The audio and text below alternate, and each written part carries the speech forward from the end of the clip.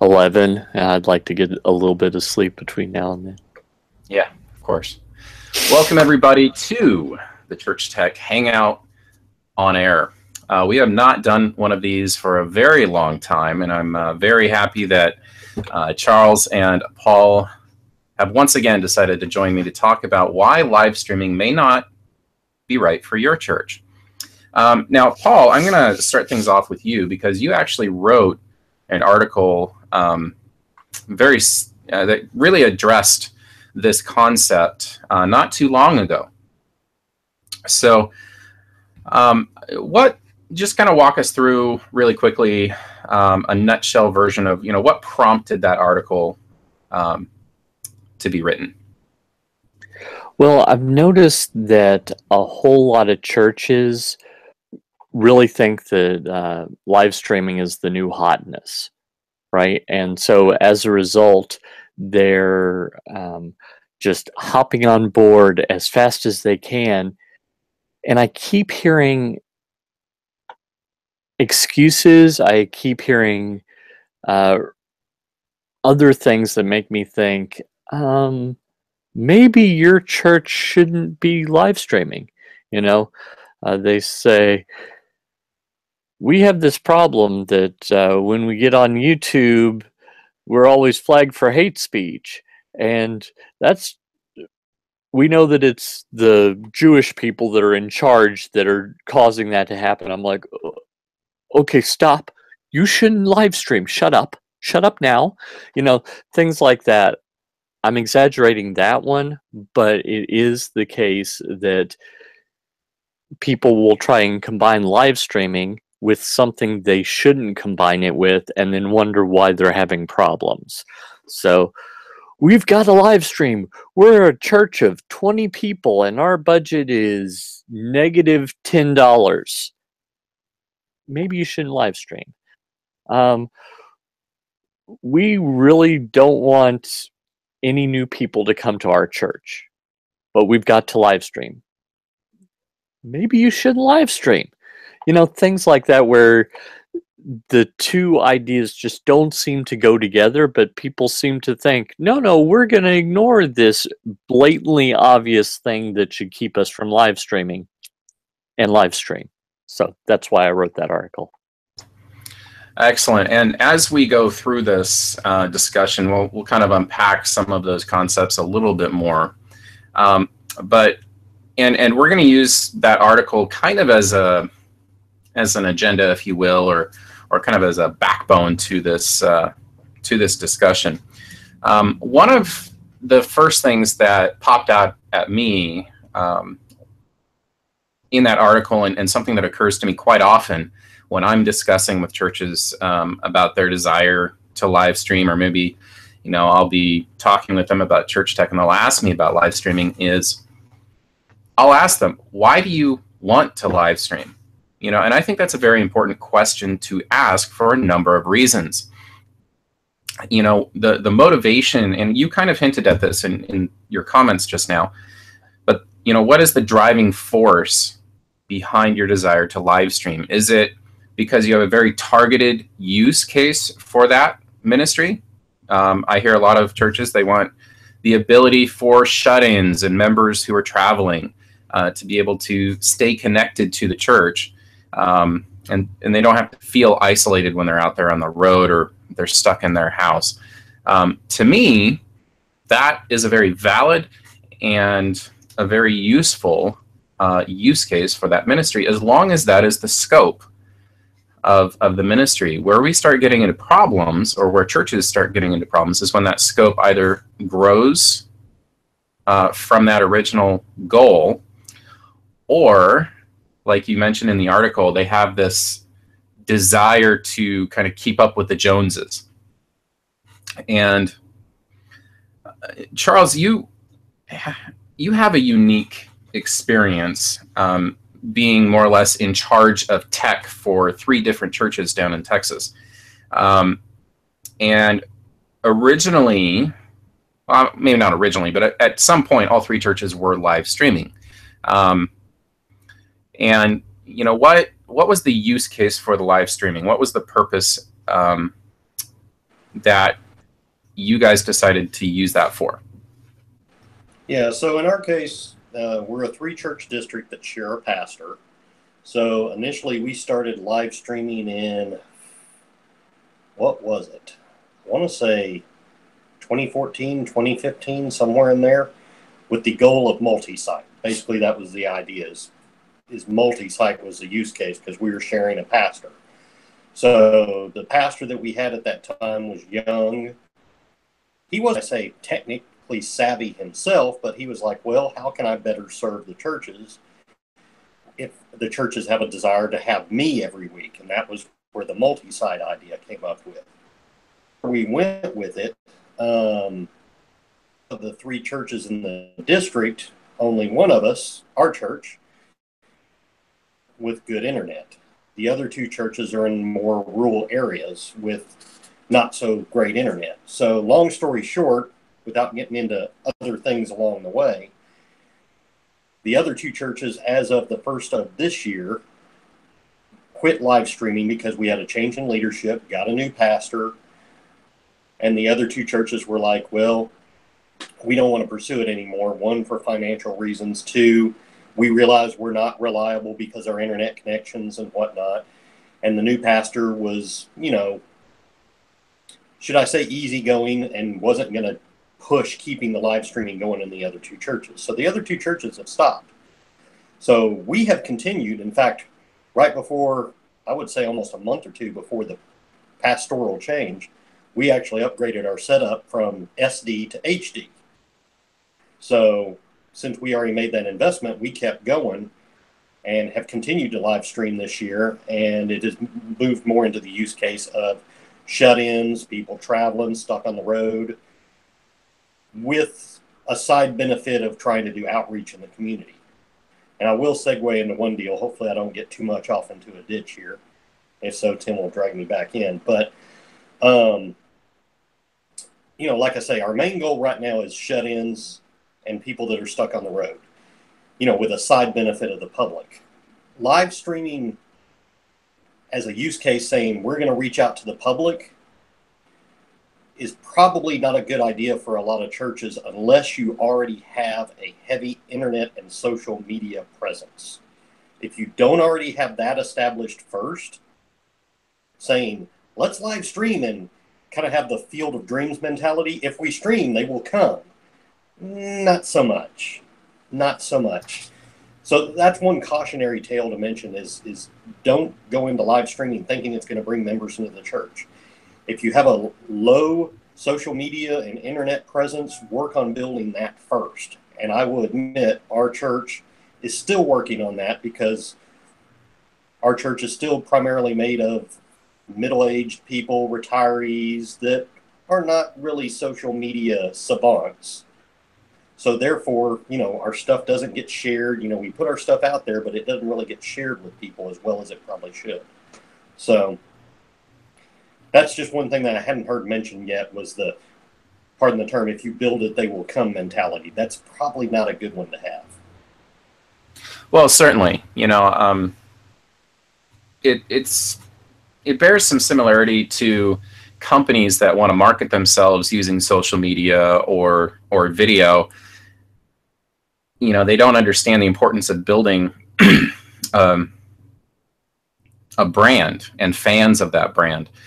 And that's not to say that you can't start the live stream and then build the audience, but it's a lot more difficult to do it that way rather than the way that you're describing. And it also takes a very consolidated effort, a very intentional effort on the part of the church at large to say, this is where we want to go. This is a mission field, let's say, that we want to invest in, and invest being both financially and with their time and with that kind of thing. So it's more than just one person driving that, I guess, is what I'm trying to say. So I absolutely agree. That's a great point. Paul, sorry, I always get you guys mixed up. I don't know why, but Paul, in your article, you talk about the importance of taking a look at the culture in your church before you start a live streaming ministry. And I was wondering if you could unpack that a little bit. Why is culture in the church so important, and how does that affect a live streaming ministry? Well, I don't know if you've ever run into this person, and I'm being facetious because I think every church has run into this person, even if it's not the person in charge of the lay ministry or the person who really thinks he ought to be the pastor or she ought to be the pastor. But there tends to be this entitled view amongst some people, and I really don't get where it comes from, but it's the I'm against it. Well, what is it? Doesn't matter. I'm against it. We're going to give you a bunch of money. I'm against it. You know, he's against everything. I'm just going to call him a he just for fun. Could be a she. If that's not a single person, if there's a group of people that have power in your church, you need to address that first, because the live stream, as any new tech, will likely get blamed for problems. So, oh, attendance is down. It's the live stream's fault. It has nothing to do with the fact that it's July and the pastor just said something really offensive and the associate pastor was just let go for having an affair. Has nothing to do with that. It's all the live stream's fault. And I've seen that happen over and over again, where people blame the live stream or any new tech for whatever the problem is, even if the connection is at best tenuous. And so I think that you need to address the cultural problems first. Get that under control before you go, oh, and now we're going to add in this other thing, and I'm sure no one will have any problems with it, except the whole clique of people that are against everything, and they've got power. So that's the kind of thing that I was thinking of that really you need to address before you proceed. Absolutely, makes perfect sense. Well, and something else that you mentioned in the article, and I'll go ahead and put a link to that article in the description for this video, for those of you that are watching this after we did this live. But you were talking about, you know, are you teachable? You know, do you have a teachable spirit? And like you said, you know, you were talking about systemic issues. You know, well, the furnace broke. Oh, it's live streaming's fault. I mean, that's an extreme example, but that's more or less the attitude that you're describing. So, a couple of things that I just want to dovetail into your thoughts is, you know, does your church have a culture of doing things well with excellence? This is, you know, kind of piggybacking on something you said in the article about, you know, does your church have a track record of, you know, grandiose plans that ultimately end up in failure? You know, it's great to have big vision, but if you can't follow through and achieve that vision, then, you know, maybe it's time to scale down a little bit. One of the things that I will get to later that I'll just kind of comment or mention right now is that it is far easier, in my opinion and experience, to start a live streaming ministry after you have an established video ministry, rather than starting a video ministry with live streaming at the same time. That's not to say you can't do it. I've just found it's easier to add live streaming later once you have invested the time and the resources in getting the people that are working in that ministry trained up on how to use that equipment, rather than throwing 3 or 4 people, let's say, into a brand new ministry and say, you figure it out. You know, and by the way, it's Wednesday. We want to be live streaming by, you know, this weekend. That's not a good culture to be in. One of the things, Charles, that I wanted to ask you about is, because I know that you have very specific experience with this. Why is it important for those that are in a video ministry, especially a streaming ministry, to have a good technical aptitude? Yeah, the thing is you got to have a technical aptitude to start with. I mean, to run something like this. And like you say, I'm going to kind of start from the beginning and then work back to that point. All the things that we're saying here is basically you walk before you, or you crawl before you can walk. Man, I almost got it backwards saying it. Anyway, you can walk. So in the case of what you were saying, Tim, you know, the video ministry gets you started first, getting used to that technical aptitude of running audio equipment, video equipment, before you throw the internet in the mix. Because honestly, once you throw the internet in the mix, especially if you're not in a good place with internet connectivity, it's a lot to keep up with. So speaking to the other churches in our district that dropped out, I mean, it was a big learning curve for them. You know, they were jumping straight into video equipment, straight into audio equipment, straight into the internet, which was unreliable in their areas. And just, I can't imagine the stress that they went through. So it's very critical that you start building your technical aptitudes as much as you can. And unfortunately, I had to kind of crash course them as well as I myself, because, you know, the pastor that we had at that time had a goal of let's live stream as quick as we can, right? I don't think there was a set date, but it was like ASAP. And I will admit, you know, we did have a drop in attendance for a while when we first started live streaming because it was unreliable. People didn't like watching it. They were like, well, I can watch a better live stream at the house and not come to church. So to Paul's point, yeah, sometimes live streaming gets the rap for other issues, but in this case, it was the issue with our case. But back to the culture thing, I will say that the two churches that dropped out did have a culture, teachable spirit, willing to try. I didn't really see a whole lot of pushback from them other than in the area that they didn't really understand what they were getting into and the level of expertise they needed. And one of the challenges that I saw in one of the churches, granted, this is me texting, not really making a lot of visits to the other churches just because I couldn't. So this, take it with a grain of salt. But one of the churches, they took this approach of, well, let's get the youth into running the sound system and the live streaming, and that's going to keep them in the church. You know, let's get the youth doing that. And it didn't work.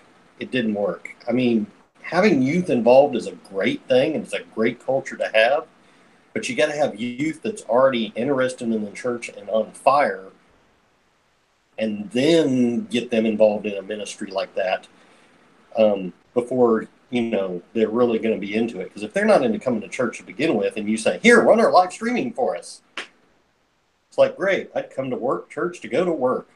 Yay. And I'm sure that's probably how some of those young people felt.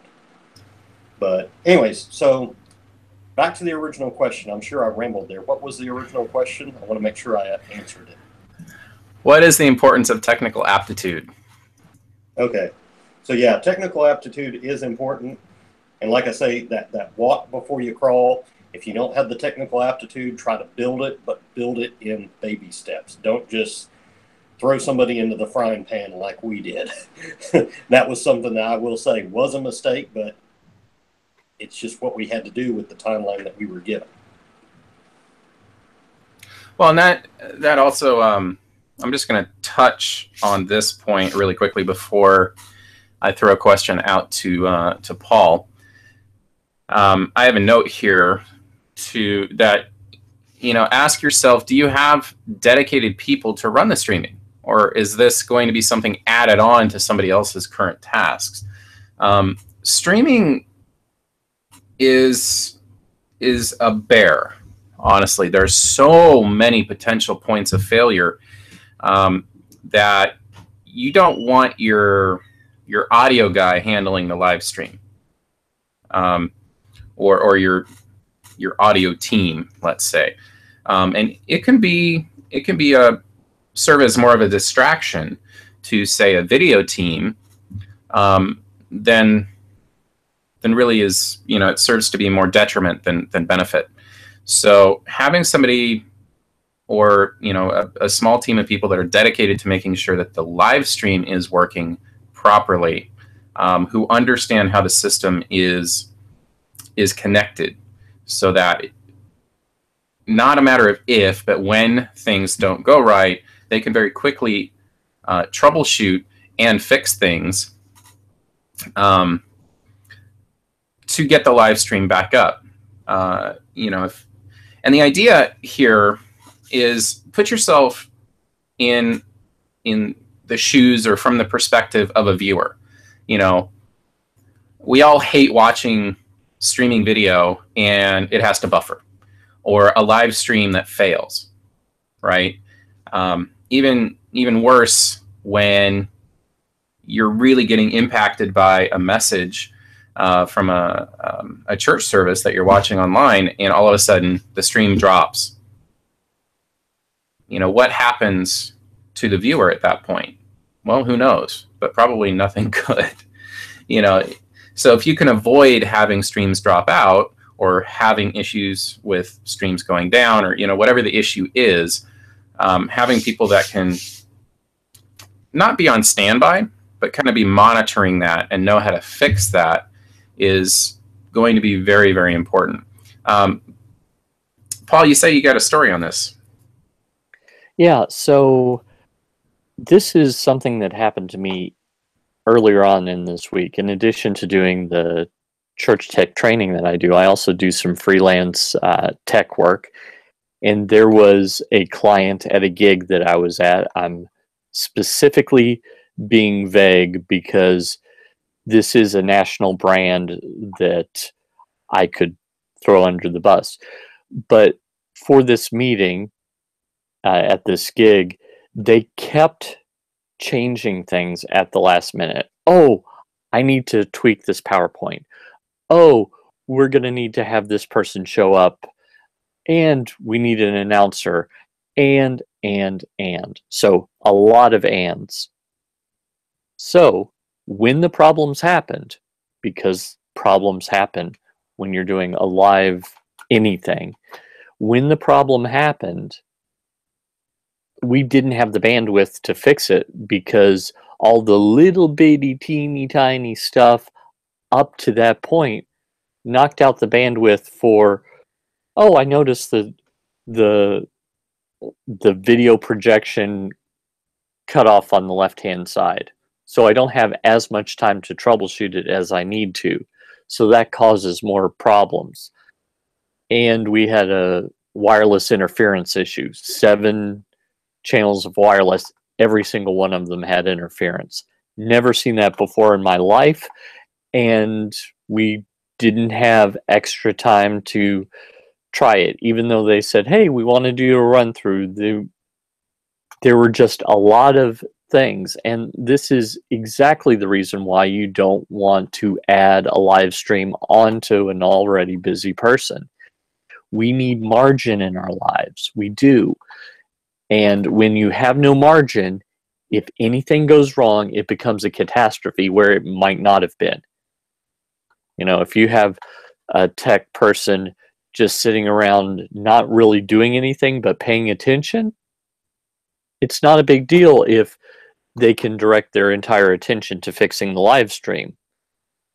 If your plan is the minister of music needs to stop leading worship to fix the live stream, that means the minister of music is going to stop leading worship, or the live stream isn't going to get fixed. Those are your choices, because it's not like there's a pedal underneath her guitar that you can hit that says fix all live streaming problems. That doesn't exist yet. So I guess that's kind of the thing that you need to consider, is how much additional bandwidth do people have?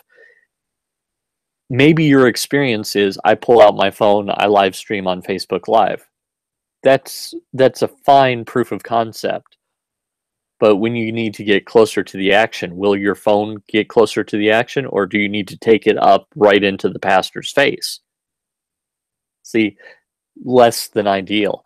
And so I think that these are things that we need to consider when we're getting on this. I don't want to dissuade you from using what you have to the best of your ability. I just want to make sure that there is enough bandwidth, not only internet bandwidth, but mental bandwidth for the people that are running these things, so that when something goes wrong, they can fix it, as opposed to going, I'd love to fix it, but the microphone needs to work for the pastor to be heard, things like that. Absolutely. Yeah, live streaming is not something that you want to add into a multitasking workflow at all. Certainly not. So, speaking of bandwidth, we're going to take, and I'm going to throw you a question here on what things need to be considered in terms of funding for a live streaming ministry, and I'll shoot that to both of you. But funding, we'll use funding and bandwidth interchangeably here, because the church itself needs to have the bandwidth to, financially speaking, to support a live streaming ministry properly. And feel free to share any anecdotes that are relevant. So let's start with Charles. What kinds of things can you think of that a church needs to think about from a budget standpoint that costs money? I'll come back to that in a second. I had another culture point that I forgot to mention earlier. All right. As far as culture, especially if you're going to do multi-site, make sure your churches are ready for a multi-site culture. And basically what I mean by that is a very timely and orderly church service. A lot of times church services, you have a schedule, you have a agenda, if you will, and things tend to flow. You go as the Spirit leads you, as people tend to say. Well, if you're dealing with a multi-site setup, that going as the Spirit leads you, take it off the agenda. Can't happen. And that was a big culture shock for our church, personally, was the going as the Spirit leads you, holding everybody to an 11:30. This is when the sermon starts. So that's something you got to make sure your church is ready for culture-wise if you're going multi-site. Granted, most of us in this conversation here, we're just talking about live streaming our services, so that's probably not a factor to figure in.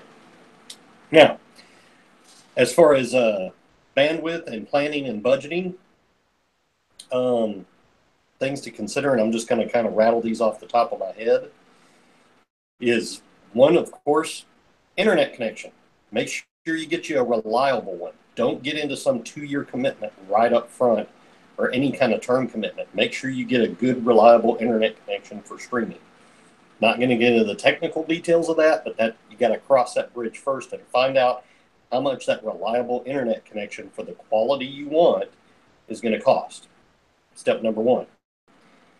Step number two is checking to see what your hardware needs are. Like Paul was saying, if your goal is to just start out live streaming with a tablet or a phone on Facebook Live, it's going to be a lot lower. Quality is probably going to be lower because, like I say, it's like he said, it's going to look like the pastor's way off in the distance.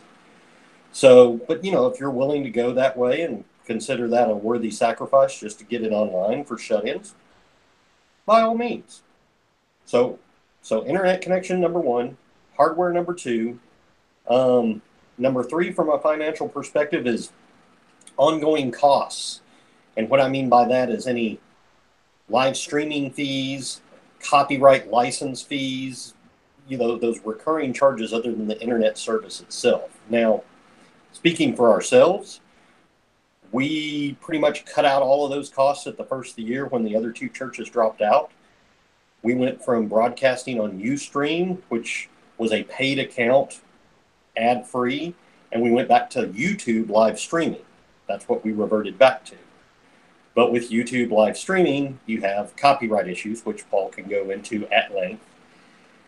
But in our case, what we did as far as our setup is on our live streaming setup, we basically created an overlay scheme so that whenever we're doing music or anything that's copyrighted, the live stream still goes, but, you know, say for instance, you still see a camera feed, but the audio is muted with a little lower third saying, hey, we're doing music, you know, we're going to be muted during our music and we'll be right back with our audio.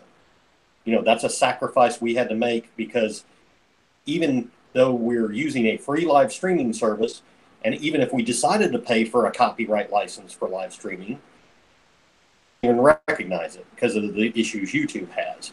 So we're not paying for a monthly live streaming cost, and we're not paying for any copyright licenses. But as a result, there's a change to the quality of our stream. So those are the things you need to consider. Is each financial sacrifice you make may mean your stream is not as great as watching the NFL football game live on your tablet. So anyway, just some thoughts. Agreed. Paul, anything to add? Maybe the hazards of using YouTube Live? Yeah, I have been an outspoken opponent of YouTube and Facebook Live, not because they're bad, and Tim's holding up his fingers and saying just a little bit, not because that they're inherently bad, but because they're not designed for churches. And I'm the last guy to say, hey, let's use GodTube instead of YouTube, because somehow it becomes more holy if we throw God in front of it instead of you. I'm not that guy. But for YouTube and for Facebook, live streaming is a, hey, this is an added thing we're throwing in for free with the other ways that we make money. And the music industry said, really? You know, people are going to live stream copyrighted music. And they said, good point. We're going to take steps to deal with that. So on YouTube and Facebook, you're guilty until proven innocent. So what that means is you live stream music, even performed live, completely by your own people in a different key, doesn't matter, and they will notice that, especially YouTube is good at this, they will notice that this has happened, and maybe they'll say, hey, we noticed this, we're just going to put ads on your replay video, no big deal. Or in the case of a certain very prominent Australian church's music, I think that generally vague, but specific enough, you probably know who I'm talking about. Some of their albums aren't allowed to be on YouTube at all, even if you do the recording of their song. Unless, of course, you have the appropriate copyright license. Oh, yes, there's no one to tell about that. So that's the problem. You can get a live streaming license from CCLI or the Church Copyright Association and legally be covered. But YouTube and Facebook, they're not a court of law.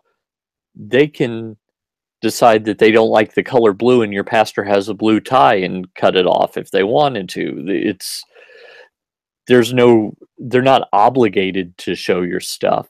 So they just say, well, we're going to err on the side of caution, and if it's copyrighted music, shut you down. And that's why Charles and his church have decided to mute that portion of the service, which is a way to get around it. It's less than ideal, but they're not going to run into any legal issues. That's for sure. And that's one of the costs of using these free services is that you just don't have the flexibility that you might wish that you had. So I guess that's kind of the thing that I see as a cost. And I don't see as much benefit unless you do it exactly right. So, are you live streaming just to say you have a live stream? Then why are you live streaming? Are you live streaming because you want to reach new people? If your YouTube channel gets totally kicked out and you just don't have that as an option, then I'm not sure that that's the best idea. So just consider that. Yeah, totally. Well, and the other thing is that platforms like YouTube, I've never heard of it happening on Facebook, at least without it being reported. But I've definitely heard of YouTube actually completely removing content that was uploaded as long ago as 5 years. And all of a sudden that video, which had something like 5 million views, was completely removed because all of a sudden it violated YouTube's terms. So that is a risk that you run. So just be aware of that. Yeah. Go ahead, Charles. Yeah, I was going to say on the YouTube thing, I know a lot of horror stories were like, oh, they cut you off midstream. Oh, they do this. Maybe it's because we mute things so much, but I will say, like our special music performances that people do, we do go ahead and unmute those. But, like the congregational singing, we mute that. And I will say most of our special musics and stuff are probably not using audio tracks. They're more hymn-based or probably Christian music from the 80s, not so much modern stuff. And we've never been shut down. The only thing that has ever happened to us is, posting a video later, getting an ad on a video. I've heard the horror stories out there, and I'm just throwing this out there. Maybe it's just because we don't live stream as much, should I say, red flag copyright material, if you will. But I'm kind of wondering if the trend with YouTube in cutting people's streams off is going by the wayside, and the putting up the ad thing is becoming more prevalent. I'm wondering if they're changing their practices, or maybe my use case is not as robust as other churches. Well, let me talk about that if it's okay with you, Tim, because I did some research on this. Here's why. One of my two areas of expertise is live streaming. The other is ProPresenter. So I'm always in these church tech groups, and someone always chimes in and says, "Why are you paying for a live streaming host? Just use YouTube. We've never had any problem." And I recognize, Charles, you're not necessarily saying this exactly, but I did some research because on YouTube especially, they have a list. And it's a list of basically all the music you could think of. So you can go through and you can see what the copyright policy is for a specific song. So, for example, if you do a search for As the Deer, let's say something 80s, maybe early 90s, something like that, it might say, hey, go ahead and use this. Or it might say, no big deal, we'll just throw ads on it. It might say that, or it might say, this song is not allowed on YouTube whatsoever. And for each song, there are two different policies depending on whether it's the original song, which, tracks, things like that, might be much more of a red flag, or what they call a cover. And so they have policies that are covering if you perform it yourself, as well as policies that cover you put it onto a video that you showed during church, or it's music that plays before church or after church, or you're a small church and you just play music during the offering, for example, instead of having a choral number because you just don't have that many people. So I found that the vast majority of songs that I looked up, at least, I didn't look up all of them, but everyone that I looked up, it seemed like 80 to 90% of them were, we're just going to throw an ad on it. No problem. You're a church, you don't care as long as it's, not an ad for porn or something, and YouTube doesn't do those as much. So, most churches it doesn't affect. But like 10% of the songs, especially from a certain Australian church, some of those albums fall into the you can't show that at all. So it could be that you just haven't used one of those songs yet, or I even had a situation where for years I had specific written permission from a Christian group called Fireflight. I found them before they were famous, used them as background music, had an email from before they were signed saying, yeah, feel free to use our stuff. And YouTube, after like 8 years, found it and goes, oh, copyright, copyright, copyright. And started flagging all my videos, one right after another. Flag, flag, flag, flag, flag, flag, flag. And I finally just had to quit using it.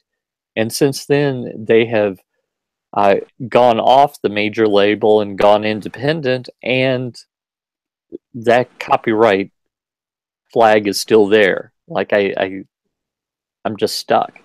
So I think it's a very complex situation that we're seeing all kinds of different stuff about, and that's one of those things. And thanks for clarifying that, Paul. Because, like I say, I see traffic out there where people say, "Don't use YouTube," almost like it's the devil, in the sense that copyright's going to come to bite you.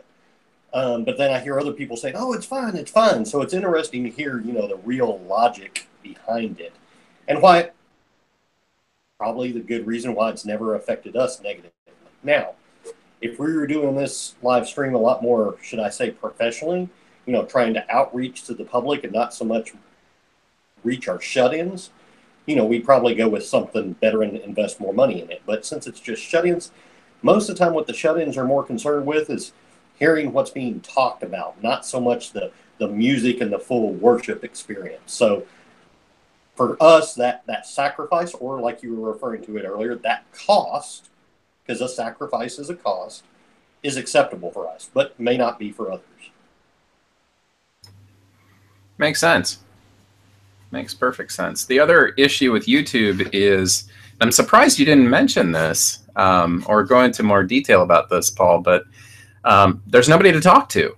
It's not like, you can call up YouTube and say, hey, I got flagged on this account and, I have permission to do it. And they're like, oh, okay, well, just send us that documentation and you'll be fine. I mean, they have an appeals process, but, who knows if that's, even getting close to a human being in terms of getting that resolved.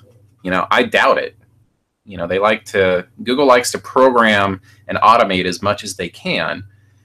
And I mean, they're a huge company. If you've ever been down to Google headquarters, I mean, it's massive. But with all those employees, they're not necessarily going to say, okay, we have you as the YouTube team and you're going to be customer service. As far as I know, they don't have a customer service department. So, we're not beating up on YouTube. That's not the point. We're just trying to explain the potential hazards of using YouTube or other platforms like that. And it could be that if you've got a silver play button or a gold play button or what have you, if you've got millions of likes and views and, you're in the special club, you can probably get someone. But I'm not there. I just looked at it before, and even though this is going to sound strange, because it felt strange to me, I was at a church tech conference and people came up to me and asked to take selfies with me. I'm not lying. It felt weird. That's awesome. It is. And so they're like, "Hey, are you Paul Clifford?" "I am. Who are you, person?" So I've got like 2,200 subscribers, and tens of thousands of views mixed in between the 200 pro presenter videos, 1,000 church tech videos, etc. So I'm out there, but I don't have any special knowledge or ability to reach anyone at YouTube, and that's the problem. It's not a copyright problem, it's a customer service problem. And why should they assign people to do customer service for something they're giving you for free anyway? I mean, just speaking as a business person, that doesn't make any sense. Here, let me give you this expensive, $100, $200 a month thing, and we're also going to pay someone to help you out with it. No, no, no, no. So that's what it really is. It's not copyright, it's customer service. You're right. Yeah, it's business is what it's about.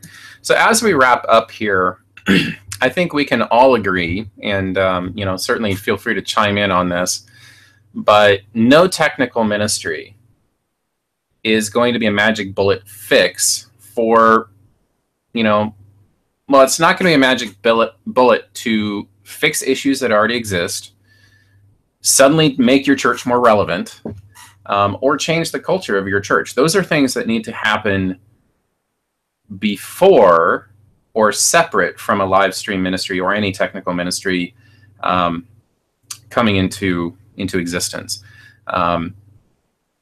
Obviously, that's not the way that it happens oftentimes,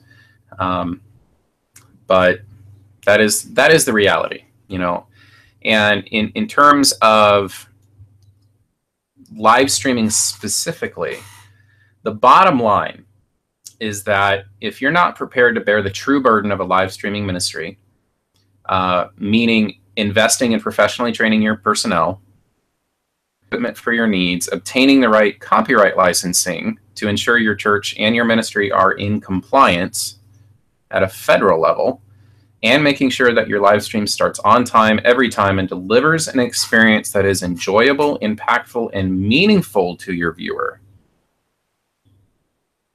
don't do it. Now, that seems really harsh. Am I saying that you can't do it at all? No, but if you want a live streaming ministry that's going to function as evangelism for your church, to draw people in, to build an online fan base around the world, and to increase your church's impact on the community around the church and the world at large, then yes, that is what I'm saying. If you're not prepared to go to that level, then you are better off not doing it. And Charles, I think you had something to talk to about this. Yeah, now I'm trying to remember what it was. I may have already mentioned it. But yeah, I mean, it's all the points you just mentioned. I mean, it does sound harsh. It's almost like this is turned into the thing of don't live stream and don't use YouTube. But that's not really what we're saying. If you're going to do something, do it well. And if you're not ready to do it well yet, start out with baby steps. Start out with the things you need to do. Like if there's a culture change that needs to happen in your church, get that fixed. And wait a minute, that's not even technical. But anyways, get the culture thing wrapped up first. Get your volunteers, then get your technology worked out and make sure you have enough people there to help with it. Because I'll admit, this weekend, I don't know what our live stream is going to be like at our church because I'm kind of a one-man band and I won't be at church this week. So I've tried to find people to fill in for me within our own congregation, but nobody's really stepped up to the plate. But yet we have a Spanish congregation that meets in the afternoon, and I kind of have a counterpart in that congregation, and he's picked it up and done it well. So I suspect he might be coming to church both in the morning and the afternoon to fill in for me. So, we even struggle with the resource issues to this day. And I'll be totally blunt. When we first started setting this up with the pastor, I was kind of one of those guys. I wasn't the one saying, "No, this is not the culture of our church." No, I wasn't one of those guys. But I was one of the ones going, looking at the technical part and the needs of having people running. I'm like, I'll give it a shot, but I don't know. And here we are. Like I say, about 3 years later, other two churches have dropped out. We're still going strong, but I'm still a one-man band. So like I say, really evaluate your situation before you plunge headlong into it, because you want to do it for the right reasons, do it well, because anything less than that might turn out to be an embarrassment. Well said. Paul? Yeah, I think that, I'm not against being embarrassed for the kingdom if it actually does good, right? If me wearing a silly shirt or acting a fool gets someone to know Jesus, well, then that's totally worth it. But if the result is turning churches into a laughingstock, and sadly that would be less, oh, this one church is stupid, and more proof that all churches are. Sadly, that's the way that is. So I think you really need to consider what's going on, what the actual results are. One thing, when I was back in seminary, I went to seminary, I have an MDiv. Our local cable access station in Kentucky, where I went to seminary, had a church that, God bless them, they were trying, but they became more of a laughingstock inadvertently. It was kind of like an Ed Wood movie where he wasn't trying to be bad, he just was. Only he was so bad it was good. This church was so bad that they weren't good. So they had a single mic on a men's Bible study on the pastor who was leading it, and they had a camera on a tripod, and every time someone else other than the pastor would talk, they would pan the tripod, which is a perfectly legitimate way to do it if you've got a good tripod instead of a Kmart $5 special, which is what it looked like. I didn't see the tripod itself. I just saw panning being bop, bop, bop, bop, bop, bop, bop, and then bop, bop, bop, bop, and there was no one dedicated to that. So it was just whoever remembered, oh, Brother Joe's talking, bop, bop, bop, bop, bop, bop, bop.